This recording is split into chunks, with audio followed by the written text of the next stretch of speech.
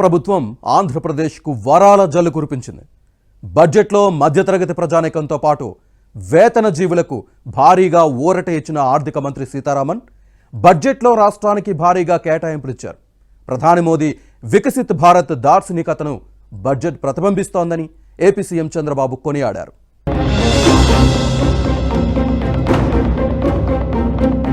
కేంద్ర వార్షిక బడ్జెట్లో ఏపీకి కేటాయింపులు వెల్లువెత్తాయి. మొత్తం 50,65,345 కోట్లతో ప్రవేశపెట్టిన ఈ బడ్జెట్లో ఆర్థిక మంత్రి నిర్మలా సీతారామన్ ఏపీకి పలు వరాలు అందించారు. పోలవరం ప్రాజెక్టుతో పాటు విశాఖ స్టీల్ ప్లాంట్, విశాఖ పోర్టుకు నిధులు కేటాయించారు.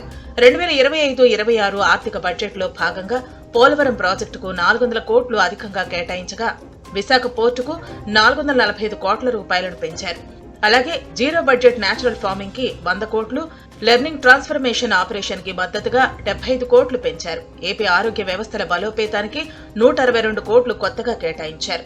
పోలవరం ప్రాజెక్టుకు 5,936 కోట్లు, విశాఖ స్టీల్ కు 3,295 కోట్లు, విశాఖ పోర్టుకు 730 కోట్లు, ఏపీలో రోడ్లు, వంతెనల ప్రాజెక్టుకు 240 కోట్లు, AP irrigation livelihood improvement project 2వ దశకు 242.50 కోట్లను బడ్జెట్లో కేటాయించారు.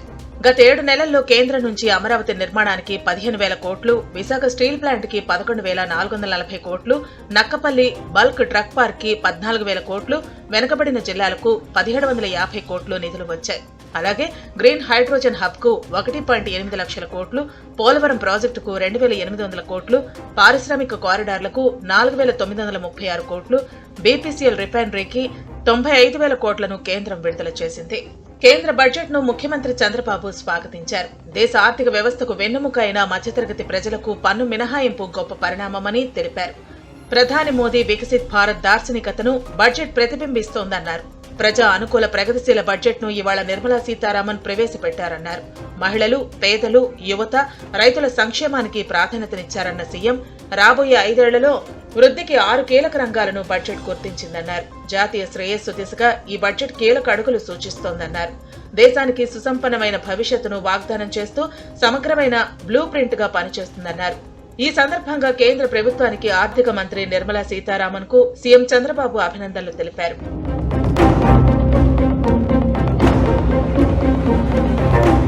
ఏపీ ప్రజల తరపున ఆర్థిక మంత్రి నిర్మలకు కేంద్ర మంత్రి రామ్మోహన్ నాయుడు ధన్యవాదాలు తెలిపారు. ప్రతి ఇంటికి మంచినీరు ఇవ్వాలన్నది ప్రధాని మోదీ ఆలోచన అన్నారు. ఏపీలో అదనంగా మరో 7 ఎయిర్పోర్ట్లు రాబోతున్నాయన్నారు. మా వంతుగా పూర్తి శాతం కృషి చేస్తాం. అందులో ఆంధ్రప్రదేశ్ను కూడా ఒక లాజిస్టిక్స్ హబ్గా తయారు చేయాలన్నది ముఖ్యమంత్రి చంద్రబాబు నాయుడు గారి తాలూకు ఆలోచన. అందుకనే ఇప్పుడున్న 7 ఎయిర్పోర్ట్ని మరొక 7తో 14 ఎయిర్పోర్ట్లు ఆంధ్రప్రదేశ్ రాష్ట్రంలో చేయాలని, అలాగే మనకున్నటువంటి పోర్ట్లు సుమారు 10 నుంచి 12 పోర్ట్లు మనకున్నటువంటి తీర ప్రాంతాన్ని యూటిలైజ్ చేసుకొని పోర్ట్లు తయారు చేయాలని, హైవే నెట్వర్క్ని బ్రహ్మాండంగా డెవలప్ చేయాలని, రైల్వేస్ని కూడా ఆధునీకరణ చేయాలని, ఇలా అన్ని సెక్టర్స్ని కూడా లాజిస్టికల్గా మనం క్యాప్చర్ చేసుకొని ఆంధ్రప్రదేశ్ని ఒక లాజిస్టిక్స్ హబ్గా క్రియేట్ చేయాలి. అందులో ఎయిర్ ట్రావెల్కి సంబంధించి, ఎయిర్ కార్గోకి సంబంధించి మా మినిస్ట్రీ తరఫున మరి పూర్తి సహకారం అందిస్తూ ఆంధ్రప్రదేశ్ రాష్ట్రాన్ని లాజిస్టిక్స్ హబ్గా కూడా భవిష్యత్తులో డెవలప్ చేస్తాం. ఆంధ్రప్రదేశ్ రాష్ట్రానికి సంబంధించి మన ముఖ్యమంత్రి వర్యులు చంద్రబాబు నాయుడు గారి తాలూకా ప్రభావం కూడా ఈ బడ్జెట్ మీద ఉందని స్పష్టంగా మనం అందరం తెలియజేసుకోవచ్చు. గత 7 నెలలుగా కేంద్ర ప్రభుత్వంతో సంప్రదింపులు చేసి రాష్ట్రానికి ఉన్నటువంటి సమస్యలన్నీ కూడా తెలియజేసి ఎన్డీఏ ప్రభుత్వం రాష్ట్రంలో కేంద్రంలో ఒక డబుల్ ఇంజిన్ సర్కార్ మోడ్లో ముందుకు నడిస్తే దాని ఫలితాలు ఏ రకంగా ఉంటాయనేది అనేక 7 నెలల్లో చూపించడం జరిగింది. కేంద్ర బడ్జెట్ కేటాయింపుల్లో ఆంధ్రప్రదేశ్ కు తగిన న్యాయం జరిగిందన్నారు టీడీపీ ఎంపీలు.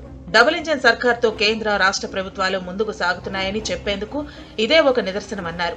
ఈ బడ్జెట్లో సీఎం చంద్రబాబు ప్రభావం కనిపించిందన్నారు. అగ్రికల్చర్, ఏవియేషన్, జల్ జీవన్ పథకాల్లో ఆశాజనకమైన కేటాయింపులు జరిగాయన్నారు. హైవే, రైల్వేలో ఏపీని లాజిస్టిక్ హబ్ గా మార్చేందుకు కృషి చేస్తామన్నారు. బడ్జెట్ ప్రజెంట్ చేయడం అనేది ఒక రికార్డు. అది సీతారామన్ గారికి ఈరోజు దక్కింది.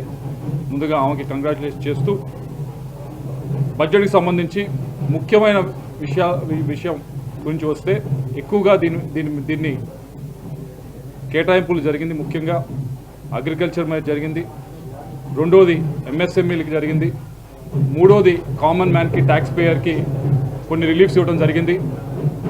ఇలా అన్ని వర్గాల ప్రజలకి కూడా దీన్ని ఉపయోగపడే విధంగా ఈరోజు కేంద్ర బడ్జెట్ అనేది ప్రజెంట్ చేయడం జరిగింది. ఆంధ్రప్రదేశ్కి వచ్చేటప్పటికి అందరికీ తెలిసిందే, ముఖ్యంగా ఆంధ్రప్రదేశ్ రైతాంగం ఎక్కువ ఉన్న రాష్ట్రం, అలాగే అత్యధికంగా సీ ఫుడ్ ఎక్స్పోర్ట్ జరుగుతున్న రాష్ట్రం కూడా ఆంధ్రప్రదేశ్ మాత్రమే. దానికి ఊతమిస్తూ ఏదైతే రైతాంగానికి సంబంధించి 3 లక్షల దాకా మొన్నటిదాకా ఇంట్రెస్ట్ సబ్వెన్షన్ లోన్ ఉందో దాన్ని ఇప్పుడు 5 లక్షలు పెంచడం జరిగింది. అలాగే అగ్రి డిస్ట్రిక్ట్ ప్రోగ్రామ్స్ ఒక 100 డిస్ట్రిక్ట్స్ తీసుకొని దేశం మొత్తం మీద కూడా, అంటే మన ఆంధ్ర రాష్ట్రంలో ముఖ్యంగా రాయలసీమ బాగా ఉపయోగపడే కార్యక్రమం ఇది. వాటిని అగ్రి డిస్ట్రిక్ట్ డెవలప్మెంట్ క్లస్టర్స్ కింద, డిస్ట్రిక్ట్స్ కింద వాటిని డెవలప్ చేసుకునే దానికి ఈ ప్రోగ్రాం ఉపయోగపడుతుంది. మొత్తానికి బడ్జెట్లో కేంద్రం ఏపీకి పెద్దపీట వేసిందన్న అభిప్రాయాలు వ్యక్తమవుతున్నాయి. జగన్ పాలనలో అన్ని రంగాల్లో చితికిపోయిన ఏపీని తిరిగి గాడిలో పెట్టేందుకు కృషి చేస్తున్న సీఎం చంద్రబాబు సంకల్పానికి కేంద్రం ఇచ్చిన కేటాయింపులు మరింత బలాన్ని చేకూరుస్తాయంటున్నారు విశ్లేషకులు.